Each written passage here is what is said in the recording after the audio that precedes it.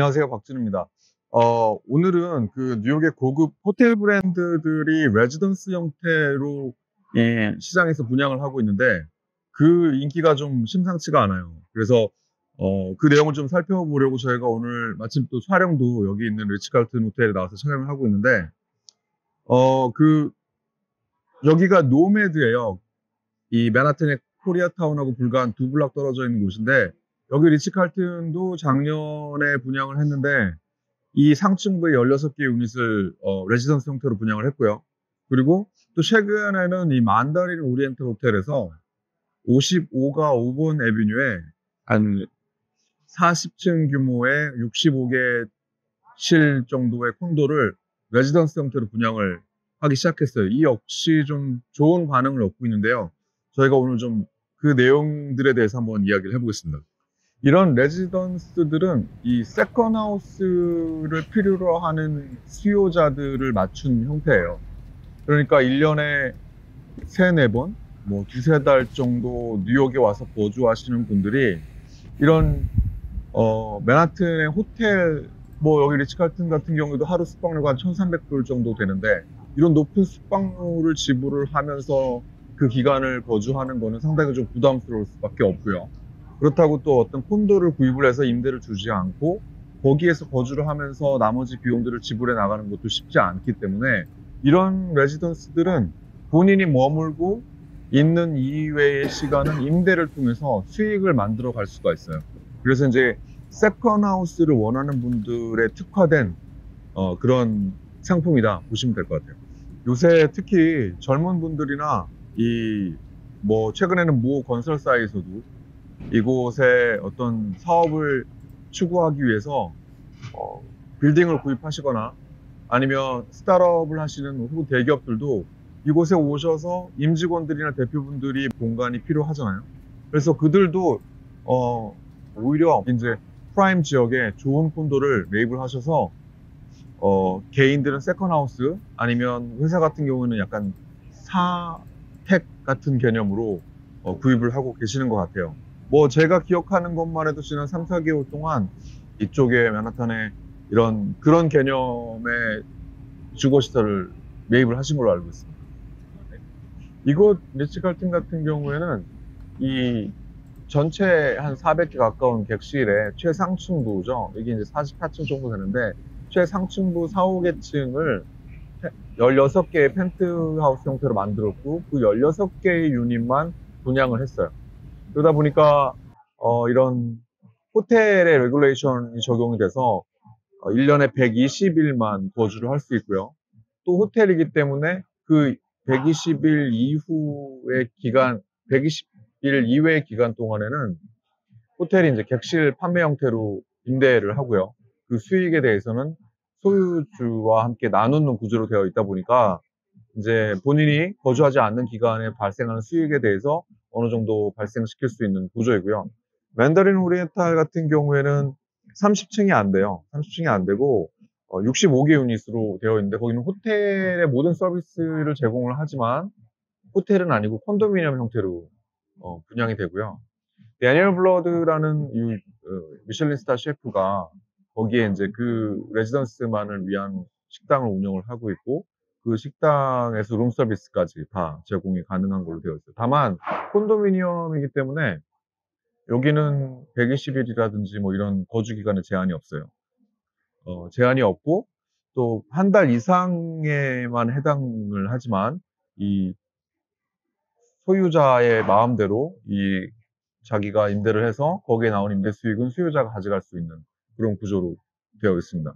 이게 약간 호불호가 있을 수가 있는데 여기 리츠칼튼 같은 경우는 호텔이잖아요. 그러니까 호텔에서 내가 이 로비에 이런 액티브한 바이브 또 뭐 많은 레스토랑, 선택지 이런 것들을 선호하는 분들이 있는가 반면에 오히려 또 만다린처럼 좀 내가 거주하는 곳이기 때문에 좀 안정적이고 조용하고 좀 약간 더 익스클루시브한 거를 더 선호하시는 분들도 있을 텐데 그런 차이점들이 있습니다. 뭐 다양한 가격대가 있어요. 근데 가장 주력으로 되어 있는 곳들이 이제 넓은 원베드룸에서 투베드룸 정도가 되는데 그 두 가지 타입의 유닛 가격들은 한 500만 불, 300만 불에서 500만 불 정도로 구성이 되어 있고, 평균 가격을 굳이 내자고 하면 리츠칼튼에 있는 이 레지던스 같은 경우 평균 가격이 600만 불 정도가 되고요. 그리고 이제 맨다린 같은 경우에는 한 525만 불 정도가 됩니다. 그렇지만 타입별로 다양하게 되어 있고, 사이즈는 리츠칼튼이 조금 더 크게 분양을 하고 있고, 맨다린은 조금 더 작게 분양을 하고 있어요. 그리고 단위 면적당 가격을 보면 리츠칼튼이 좀 크기 때문에 단위 면적당 가격은 조금 더 낮고, 맨다린 같은 경우가 조금 더 높게 형성이 되어 있습니다.